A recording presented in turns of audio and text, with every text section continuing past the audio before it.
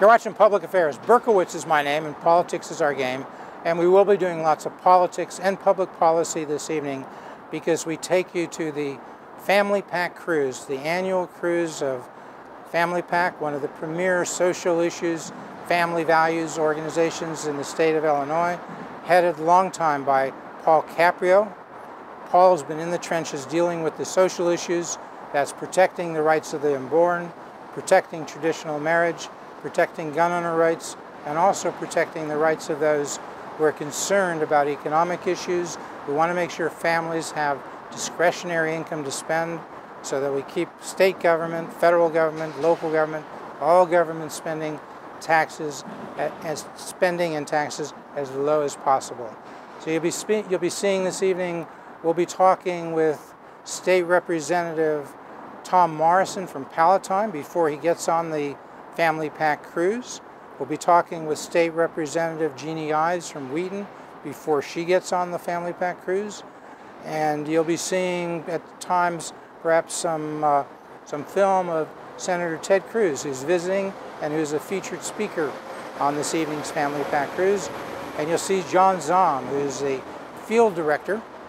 John is the field director, longtime field director from Family Pack, and he'll be talking about some of these same social issues, family values issues. Enjoy the show. We'll come back and talk to you at the end of the show. And remember, come back next week and every week to Public Affairs. You've just spoken with Senator Ted Cruz. Yes. What did he have to say? Well, we had a personal conversation, believe it or not, about personal. Yes, about, I have two sons in the military, one's in Alaska, one's in Texas. We kind of talked about some of that stuff going on, but then he really took questions from the audience, and he spoke a lot about Obamacare. He's really, that's been his top issue always, is to allow more competition, better pricing, lower the premiums. He spoke about Obamacare.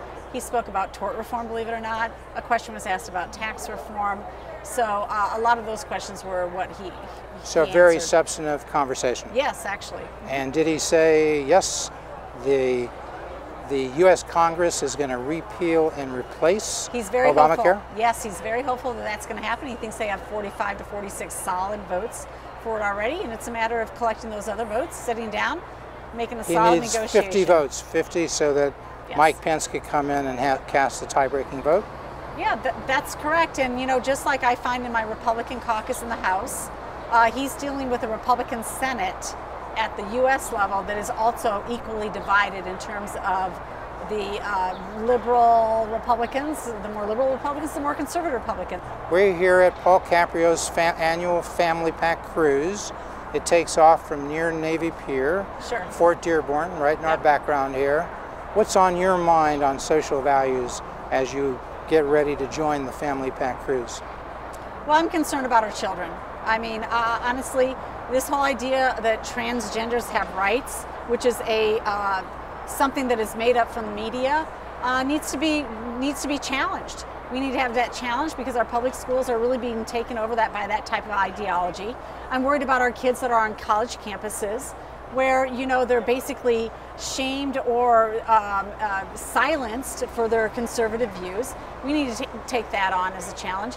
But I mean, even for families, honestly, the 32% tax increase that was foisted on the people of Illinois on July 2nd, a Sunday, with no reforms at all, that's also a family value that needs to be challenged because families are struggling in the state of Illinois. But since the $5 billion tax increase passed, it was vetoed, the veto was overridden. It was overridden easily in the supermajority Democratic Senate, yes. But it was overridden in the State House with significant votes from Republicans. Sure, at least 15. 4 or 5, right? Yeah, we had 15 people who supported. We had 15 Republicans. But on the override, there was capitulate. I mean, they're essentially Madigan Republicans at this point. And for that, I have a hard time trusting them on other issues, particularly the school funding formula, which is actually, in my opinion, it may just be worse than the 32% tax increase. So I'm going down on Wednesday, and it's going to be very difficult to look at my colleagues and find out where they're standing. Well, the Senate passed it, yes, so now it's up to they overrid it. The Senate overrid the governor's AV. Excuse me, they overrode they had passed it long ago, yes. but they overrode the governor's AV, a mandatory veto. Yes. And now it's up to the State House, yes. The State House only has 67 Democrats, so they need at least 4 Republicans if they keep all the Democrats. Yes, do you think they'll all find the those 4 Democrats Republicans? did not pass that. It only got 60 votes coming out of the So House. they've got to find 7 Democrats. That's right. If they were to do that, and then 4 Republicans or some combination thereof. How many Republicans will jump ship, in your view? You know, that's really hard to say. I would hope none of them jump ship. But I also know that we have a number of lame duck Republicans that have already announced they're not going to run again, right, that already voted for the tax increase, that already apparently don't have a whole lot of respect for Illinois families and actually struggling school districts. Because in every case, the governor's AV gives school districts more money than they got last year. More money than last year in every single case, and 97% of it come out with even additional dollars than the original SB1. So you're saying it's going to be hard for Democrats, many Democrats who benefit. It's going to be hard for Republicans who benefit. Yeah, I think it's going to be tough because obviously it's a bailout for Chicago. They've embedded their pension costs in 3 different ways in this complicated formula. I'm not a fan of the formula either way, but if you were to vote to override the governor on his surgical AV, that really only brings fairness to the whole equation. You're really going to have to question who you're working for. Are you working for Chicago, or are you working for your district? So you're hopeful the Republicans hang tough with some yes, Democratic help, and they don't override the governor's AV. That's right. You're hopeful of that? I am hopeful. And last, as we go forward to the last 15 months of the first term of Governor Rauner, what are his chances of getting reelected in 2018? And what could he best do in the next 15 months, in your view, to enhance those chances of getting reelected? Well, immediately, the first thing he should do is veto the sanctuary state bill, which is SB 31. That will dramatically help his chances of getting reelected in 2018. I think it's a universal precept that if you're a Democrat, Republican, or Independent, that you think that we should abide by federal law.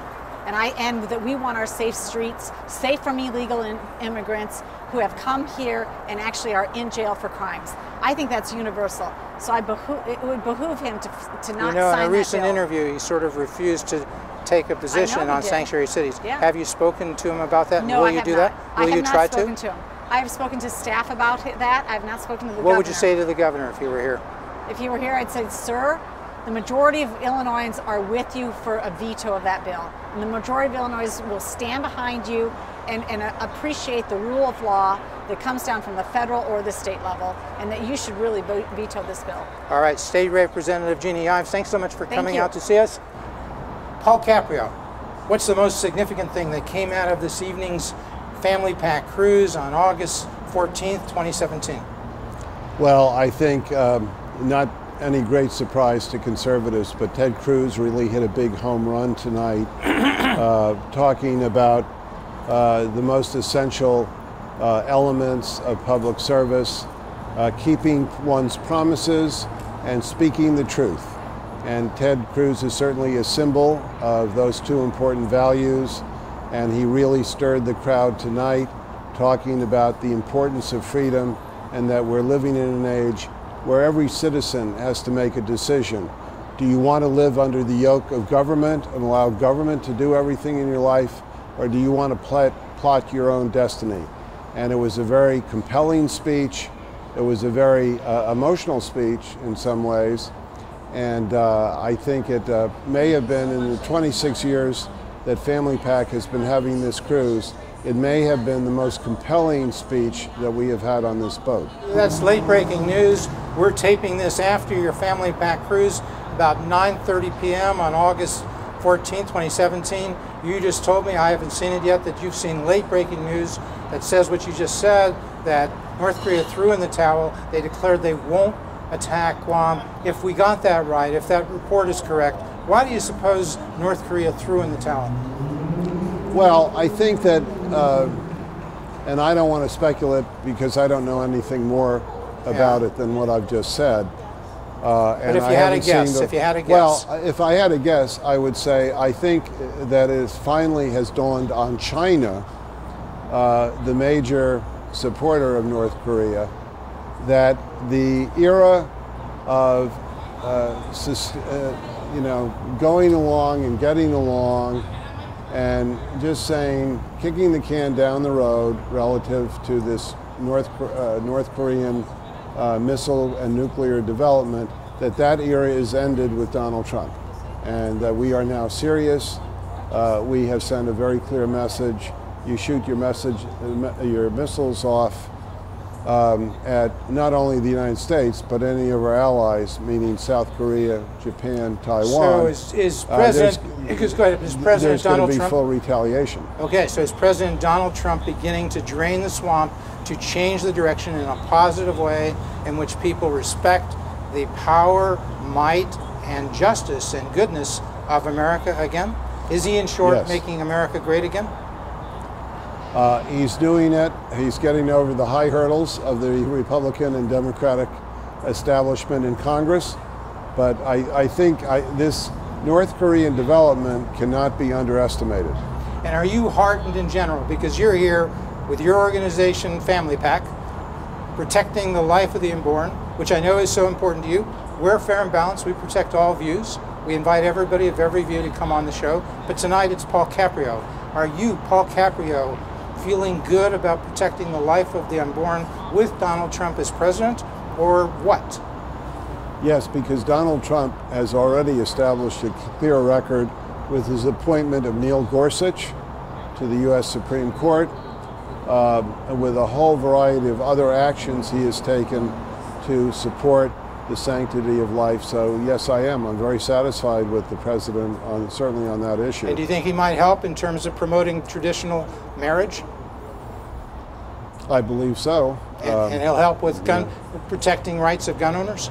Well, I think he's very strong on the Second Amendment. And he'll protect and help with keeping government spending low and taxes low? You know, I want to say, you know, here we are in Chicago, where we are being told sanctuary cities don't have any effect on the murder rate, that this is all about guns, where we have some of the strictest gun laws in the United States, and yet look at the murder rate. Do you realize in the past year, we have had more murders in the city of Chicago than New York, which is triple our population, and Los Angeles, which is the second largest city now combined. Why do you think that is? Why is the murder rate so high? I think it's a number of things. I think the sanctuary cities are an element of it, but I also think that what you're seeing here is a really lack of support of our police from the highest echelons of the political order. Is Governor Rauner supporting the police? Well, he's a Republican governor. Did you support him when he ran for election in 2014? Yes, I did. Do you still support him? I supported him, and I stated very specific reasons as to why I felt he was a better choice. Would you like to see him reelected in 2018? Let's just see what happens. You know, we're a long way away from the primary, let alone the general. You want to see how he acts with respect to HB 40? Look, the Family Pack evaluates every candidate based on their positions on the most important issues to us. That's how we evaluate candidates. Doesn't matter what the party is, and that we're going to evaluate Rauner the same way. We're very heartened by the fact that he says he will oppose and veto any effort to pass taxpayer funding of abortion in Illinois, and we're very glad to see that. And if he does that, that would maybe pull you over to be a vigorous supporter of him in 2018? I'm not on one side or the other, so I mean, I'm not being pulled over. We're back. We evaluate people on issues. Okay.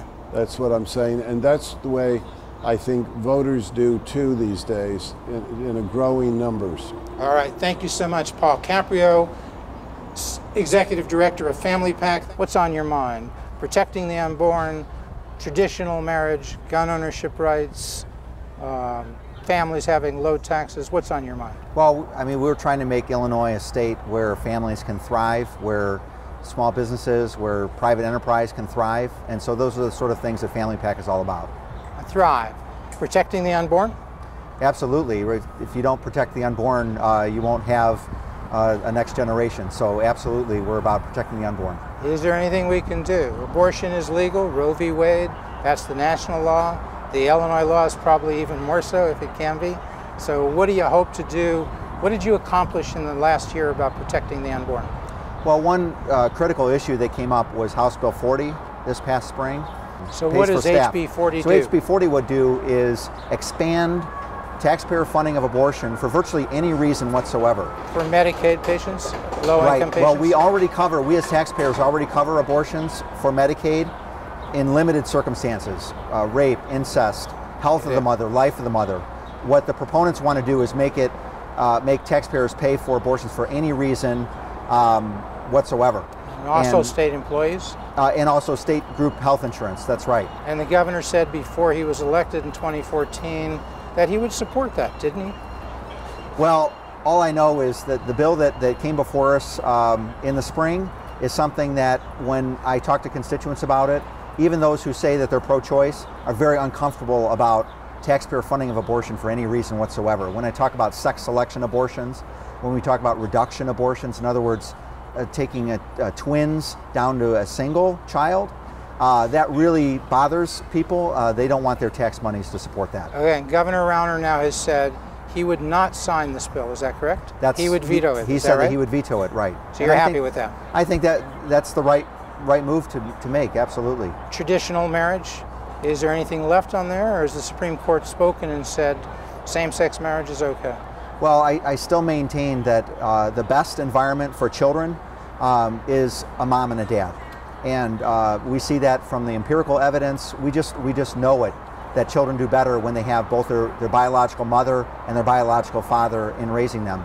And so I am proud to support that stand. And do you have anything specific in mind, just that you will push in that direction if given the opportunity in the Illinois State Legislature? Is that correct? Yes, yeah. Gun owner rights? Pretty well, if you're in favor of gun owner rights, the Supreme Court's kind of going your way, and Illinois is going your way. We have concealed carry. We used to have a law in Chicago that said you couldn't own a gun, handgun even in your home for self-protection. They held that was unconstitutional. So you folks who favor gun owner rights, you're sort of doing okay. Would that be fair?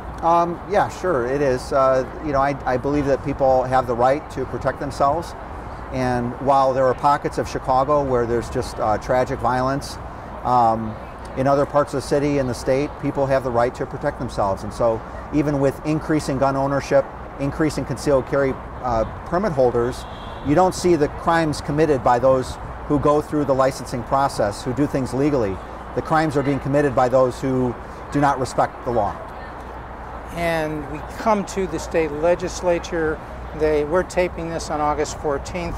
A few weeks ago, the legislature passed a major tax increase, $5 billion, an income tax increase. The governor vetoed it. The legislature overrode that. That's a done issue. What else do you hope to accomplish in the remaining 15 months of Governor Rauner's first term, and what do you think his chances are for re-election to a second term? Well, we need, as I said at the beginning, we need Illinois to thrive and to punish those who are creating jobs, those who are infusing money in the private sector economy. If we punish those, we're going to make our state worse off. We know that when you tax something, you often get less of it. Look at the Cook County tax on sweetened beverages. Consumers are taking their money elsewhere. And so Cook County it's going to suffer. Even though you raise the rates, you're going to see less in revenue. Philadelphia was the same way. So you're fighting tax increases wherever they occur at any time, wherever in Illinois, wherever in the United States? Well, we need to reform. Would that be an exaggeration? No, it's not an exaggeration. We need to reform how we spend the money. And one of the things that Rauner has pushed for is a change in the environment for the state of Illinois, so that we are an environment that attracts job creators, that attracts families, that attracts private investment. If we don't do that, we're going to have a shrinking pot of money to spend. Even if you raise rates, if you have fewer taxpayers, you're not going to have as much money to spend. And so that's some of the things that I'm fighting for. You think you can get Governor Rauner reelected in 2018? Well, I hope that he gets reelected. I'm going to do whatever I can to try to guide him for the policies that I think will help him get reelected. Big tax increase that just passed. It passed the Illinois legislature. The governor vetoed it, the $5 billion tax increase. He was overridden with the help of many Republicans in the State House, overridden in the Senate. The next 15 months, nothing can be done about that tax increase. What do you want to see done in the next 15 months of the first term of Governor Rauner, and do you think he could be reelected? I definitely want to see primaries for every one of those people that voted for the tax increase. And there's a lot of activity at the grassroots right now. Those Republicans who voted for the tax increase. You want to see those of the 15 primaried. Republicans, right. yes, have them primaried. And then even worse, 10 of them would not uphold the veto of Governor Rauner. Do you think Governor Rauner can be reelected? I think he can be, but it's going to be an uphill battle. And he's in a lot of trouble if he abandons us on the House Bill 40 that I talked about already, and also I'm concerned about Senate Bill 31, the sanctuary state bill. If he supports that bill, that puts him as an outlier again within the party. When all of the Republicans in the House except Representative Pritchard and I believe all the senators voted against that bill. You want him to oppose that because that provides taxpayer-funded abortions. And we want him to oppose the sanctuary state bill. You want him to oppose that. So you want him to oppose both those bills. That's correct. If he opposes those bills, he'll have your vigorous support from the social family values crowd? Well, you know, I can't speak for the whole movement. I can only speak for myself. I'll be satisfied and I'll prefer him over an option like Pritzker, you know, or Kennedy or one of those Democrats. You know, but there's still too many details to be worked out between now and then before I could make that definite commitment. I certainly can't speak for the whole movement. State Representative Alan Skillicorn from the far northwest Chicago suburbs. Would that be right, Alan? Absolutely, coming into Chicago for the Family Pack Cruise. From the Family Pack Cruise. And like, what is it to you? We're doing this on August 14th. What is the most important thing as you step off the Family Pack Cruise? Well, we just had the cruise with Ted Cruz. So it's a cruise, Little pun intended. And literally, we were sitting in the locks, and there was another boat next to us listening to Ted Cruz speak, and they were videoing, and when he was done, they clapped. So even here in Chicago, there are Ted Cruz fans. Of course. And I just came off the boat. Now, this is a little watered down. Diet Coke, tax-free. We got it on the boat, came in from outside of Cook County, so no soda tax. How much did you save on that? What do we call it, the big gulp tax? I call it the big gulp tax. So think about it. You go to the gas station, you get your $1.29 huge big gulp with a 50% tax on it because it's a big drink. So 50%. So you save 64 cents if you get the big gulp on the boat. Or in East Dundee.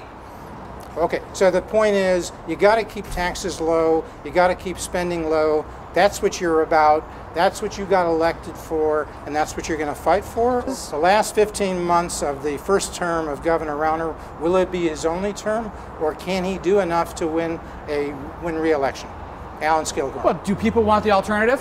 What's the alternative? J.B. Pritzker, he could be. And that's 30 years of the past, 30 years of failure. If we don't have another J.B. term, is going to be the past? What makes you say that? He's going to advance Mike Madigan's. He is. Well, what about Chris Kennedy, Camelot? You got to say there, you know, the richness of the Kennedys, JFK, a man of complete style. You have to agree to that, right? JFK style. Is Chris he Kennedy like JFK? Style? What? Is he like JFK? Does he have half the charisma of JFK? I don't think he does. I don't think he has the half the charisma. Senator Daniel Biss. You got to love Daniel. He's a colleague of yours. He's a state senator. He's not rich. He doesn't have all that money. He's doing it the old-fashioned way. He could be the biggest dark horse in that whole race. You like Biss for Democratic nominee. Oh, I won't support him. But I mean, you like him in the sense you're saying he's got a good shot of sneaking in there without the money. I see local progressives going for Biss. So you do. The grassroots is going for Biss. You can make a note of that, Jeff. Okay. The grassroots is going for to Biss. I don't see them, J.B. Pritzker. So make a prediction. I'm excited Who's about the him. Democratic nominee if you had to pick one today, August 14, 2014? Not who you like, but who you think will be the nominee. The dynamic is if you have 3 horses running, they're all close. If someone drops out, give me your best shot. If Chris Kennedy drops out, Pritzker will bury Biss. Okay. But if he stays in, it's a 3-way race. Yeah, who? It's anyone's game. It's anyone's game. And then Rauner is the nominee for sure. Does he stay in the race? Because his approval ratings are what, 35%? Do you think for sure Bruce Rauner runs again? What's the alternative? I don't know. Do people of Rauner stick it Illinois out? Want another decade of Mike Madigan, J.B. Pritzker? So cut right to it. We're talking November 2018. We're talking the general election, the Democratic nominee, whoever it is running against Bruce Rauner. Who wins and why? It's not who national you hope for. trade wins Make matter. a prediction. Make a prediction. Your reputation is on the line because we're going to play this tape right the day after the election. Well, I'm going to say if, but Economy picks up, we reduce the taxes, we repeal some of this Obamacare mandates, economy picks up, Ronner's got a good shot. If National things stagnate, economy, national economy or Illinois economy? both. Okay. So it's all... But if things stagnate, they're not good for the governor. But if things pick up, people start seeing their 401ks increase, governor has a really good shot. So it's as Bill Clinton said in the 90s, it's the economy, stupid? Absolutely. People vote with their pocketbooks. We hope you enjoyed that visit to the Family Pack Cruise here at Navy Pier, the Ogden Slip, right next to Navy Pier. We're now looking to the east to Lake Michigan on River East, in that area that's really well landscaped. It's a nice slip, the Ogden Slip. It's a beautiful evening on August 14th, 2017. It's the Chicago Loop. It's a wonderful place. The state of Illinois is a wonderful place. Or is it? Well, you got to think about social issues this evening, because that's the focus of Family Pack, Paul Caprio's Family Pack. He's out in the trenches, he's fighting every day, focusing on traditional marriage, focusing on protecting the rights of the unborn, protecting gun owner rights, protecting discretionary income, keeping taxes and government spending low so families can enjoy their income and enjoy their values. But you're probably wondering, as you watch this, what are the views of the candidates for governor? Wouldn't you like to see Governor Rauner on public affairs, the likely Republican nominee?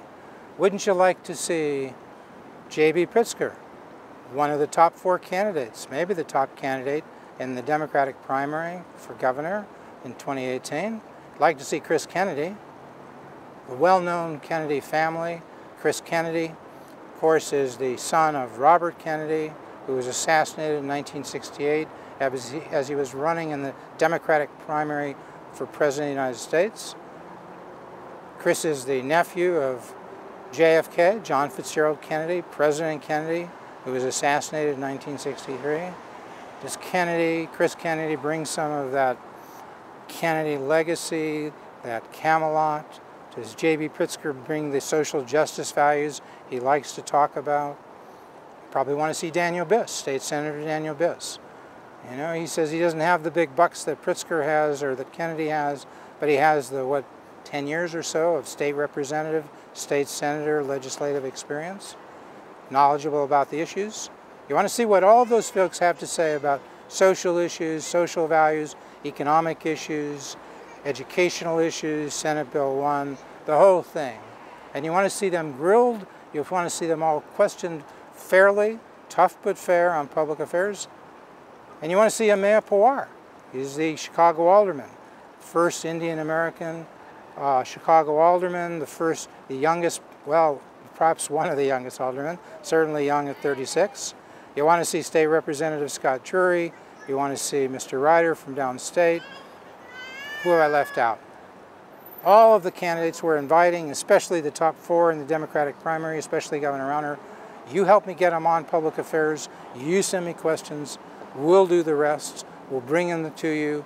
And you remember, next year, if you can't make it out to the Family Pack Cruise, the annual Family Pack Cruise, going out of the Ogden Slip here, which is to my back, with Mr. Caprio, leaving on that Fort Dearborn boat. If you can't make it next year in 2018 to that cruise, and you should, but if you can't make it, well then you come back to public affairs, because we'll be there, we'll be bringing you that. And if there are different views, contrary views to those of Paul Caprio, you get in touch. Public affairs will cover your event as well, because we cover everything. We are totally fair, challenging good journalism.